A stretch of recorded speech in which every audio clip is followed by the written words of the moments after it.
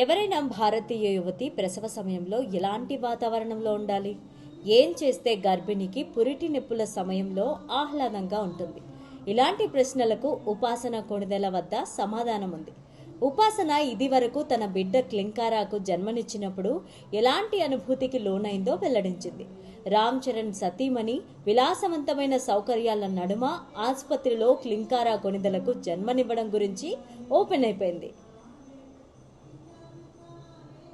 The నోట్కి ఇచ్చిన ఇంటర్వ్యూలో హైదరాబాద్లో తన ప్రసవ అనుభవం గురించి వివరంగా మాట్లాడారు ఉపాసన. మన సమాజంలో పెళ్లి కంటే ప్రసవం చాలా పెద్ద పండుగలాగా జరగాలని నేను కోరుకుంటున్నానని ఉపాసన అన్నారు. నేను ఆసుపత్రిలో ఉన్నప్పుడు ఒక హోటల్లా సొంత ఇంటి విలాసవంతమైన వాతావరణంలో డెలివరీ చేసుకున్నాను. నాకు మాత్రమే ఎందుకు అలాంటి అనుభవం ఉండాలి అంటే పెళ్లి కంటే ప్రసవం ముఖ్యమైనది. ప్రజలు దీన్ని రొటీన్గా భావిస్తారు, కానీ మహిళలు గర్భం దాల్చడానికి ఏం చేస్తారో మీకు తెలీదు.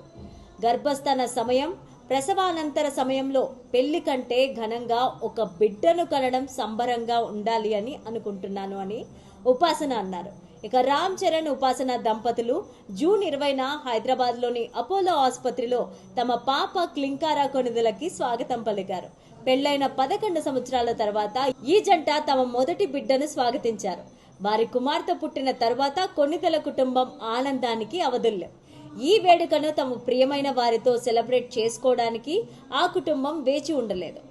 చాలా ఇంటర్వ్యూలలో రామ్ చరణ్ తండ్రి అయినందుకు తన ఆనందాన్ని వ్యక్తం చేశారు. తన కుమార్తె క్లింకారాతో గడపడాన్ని ఎలా ఇష్టపడతానో చరణ్ రివీల్ చేశారు.